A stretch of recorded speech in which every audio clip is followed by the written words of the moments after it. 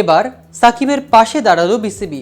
সরাসরি বলে দিয়েছে, সাকিব তোমার পাশে আছি আমরা। বোতলের ছিপিটা খুলে দিয়েছে মুমিনুল হক। গতকাল বিকেলে ভেরিফাইড ফেসবুক পেজে পাকিস্তান সফররত জাতীয় দলের এই ব্যাটসম্যান সোজা সাপটা বলে দিয়েছে সাকিব আল হাসানকে মিথ্যা হত্যা মামলায় জড়ানো হয়েছে। এরপর ক্রিকেটার এনামুল হক বিজয়, রুবেল হাসানও সাকিবের পাশে থাকার কথা জানিয়েছে ফেসবুক পোস্টে। কিন্তু কি জানালো তারা? সাকিবের সমর্থনে কি বলল ক্রিকেটাররা? আর বিসিবির পক্ষ থেকে কি কোনো বার্তা দেওয়া হয়েছে তাকে?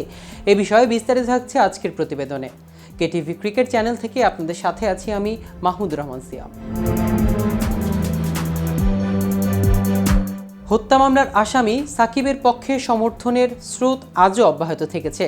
রাওয়ালপিন্ডির টেস্টে দ্বিতীয় ইনিংসে 191 রানের ইনিংস খেলে বাংলাদেশের 10 উইকেটের জয়ের man of the match Mushfiqur রহিমও চুপ থাকেনি। নিজের ভেরিফাইড ফেসবুক পেজে তিনি লিখেছেন, সাকিবকে বাঁহাতি স্পিনার হিসেবে সর্বাধিক উইকেট নেয়ার রেকর্ড গড়ার জন্য অভিনন্দন। আমি অনেকবার বলেছি এবং আবার বলছি যে সাকিবের মতো একজন চ্যাম্পিয়নের সঙ্গে খেলতে পেরে আমি গর্বিত। একজন টিমমেট এবং ভাই হিসাবে আমি সাকিবের কঠিন সময়গুলোর সঙ্গী এবং আমি তার বিরুদ্ধে তোলা মিথ্যা অভিযোগের সমর্থন করি না, কারণ আমি জানি সে কখনোই অমানবিক কাজে লিপ্ত হবে না। আমরা সব সময় তোমার পাশে আছি বন্ধু। সন্ধ্যায় এক বিবৃতিতে ক্রিকেটারদের সংগঠন কোয়াবো সাকিবের প্রতি তাদের সমর্থনের কথা জানিয়েছেন।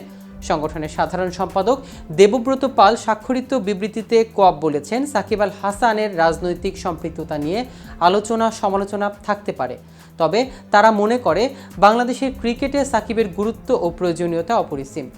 রাওয়ালপিন্ডির টেস্টে বাংলাদেশের ঐতিহাসিক জয়ে তার অবদানের কথা মনে করিয়ে দিয়ে কোয়াব আরও বলেন, শুধু রাজনৈতিক কারণে যেন সাকিবকে মিথ্যা মামলার আসামি হতে না হয়।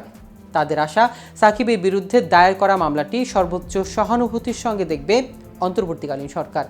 এর আগে মুমিনুল হক তার ফেসবুক পোস্টে লিখেছেন, গার্মেন্টস কর্মী হত্যা মামলার দায়ের অভিযুক্ত সাকিব ভাই তখন কানাডায় ছিলেন, দেশেও ছিলেন না লম্বা সময়।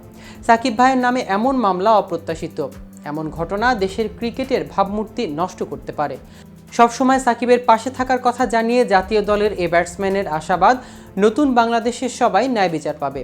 এদিকে বিসিবি জানিয়েছে তারা এখনও সাকিবকে দেশে ফিরিয়ে আনার উকিল নোটিশ হাতে পায়নি। উকিল নোটিশ হাতে পাওয়া মাত্রই বিসিবি তার ব্যাপারে আইনি পরামর্শ নেবে।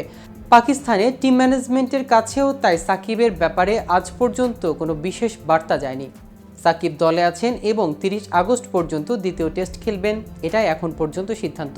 বিসিবির শীর্ষ পর্যায় থেকে সাকিবকে যেমন দুশ্চিন্তামুক্ত থাকার বার্তা দেওয়া হয়েছে, তেমনি সাকিবও বিসিবিকে আশ্বস্ত করেছে মামলার বিষয়টি তার খেলায় কোনো প্রভাব ফেলবে না। আগামীকাল সকালে ইসলামাবাদ ক্লাব মাঠে অনুশীলনের দলের সঙ্গে থাকবেন তিনি। তো ভিউয়ার্স, ভিডিওটি সম্পর্কে আপনাদের কোনো মতামত থাকলে আমাদের কমেন্ট করে জানাতে পারেন। সাথে সাথে নিয়মিত ক্রিকেট আপডেট ও ইনফরমেটিভ ভিডিও পেতে কেটিভি ক্রিকেটের সাথেই থাকুন। ধন্যবাদ সবাইকে।